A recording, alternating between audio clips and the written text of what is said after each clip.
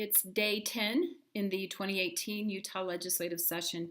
And today I wanted to talk to you or kind of give you a demonstration of how policy either conflicts with or aligns with personal principles and how you make those decisions. And, for me, I know what those principles are and I'm very rooted in them. But sometimes it's not always black and white, and I just have to make a decision erring on one side or the other.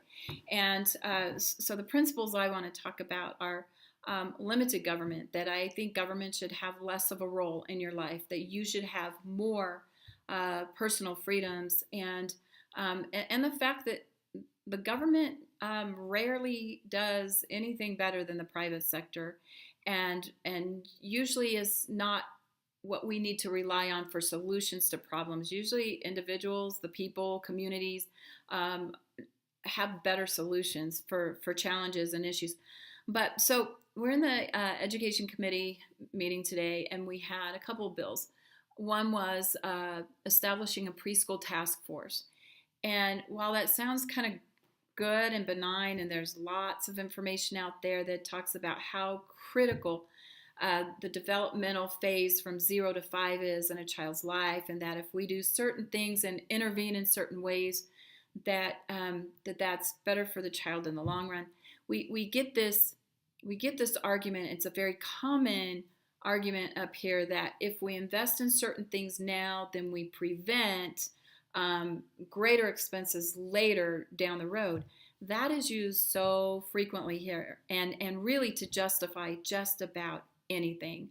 And so today I looked at this, and even though I value preschool education, I made choices as a parent because of my understanding of and value for preschool education. I think I want less government in that space. We're already kind of giving our kids over to school at the age of 5. I don't know how much more I want the government involved in that role.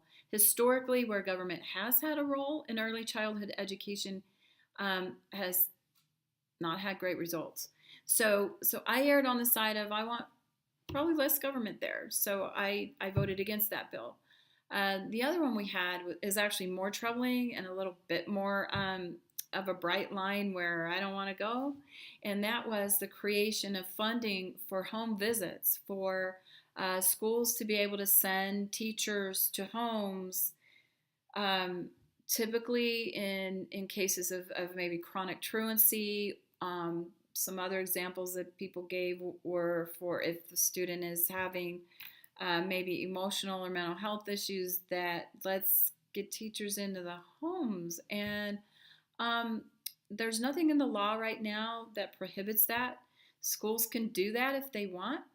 The bill would make it optional for parents, so it wasn't an imposition on parents.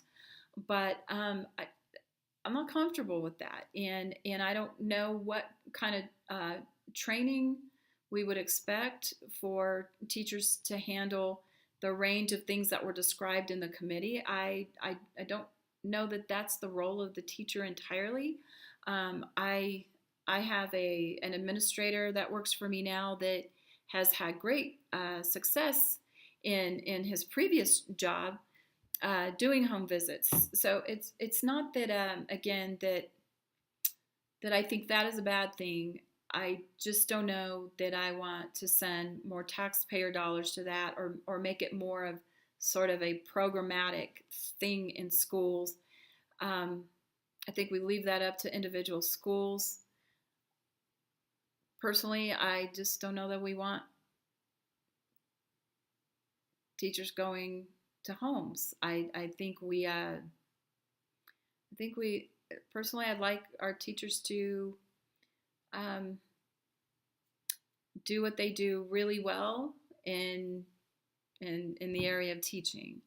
I don't know that we want them to become social workers, for lack of a better expression. But, again, the argument was a little bit investment on that end is having these great outcomes and can be preventative for greater expenses and resources in the future.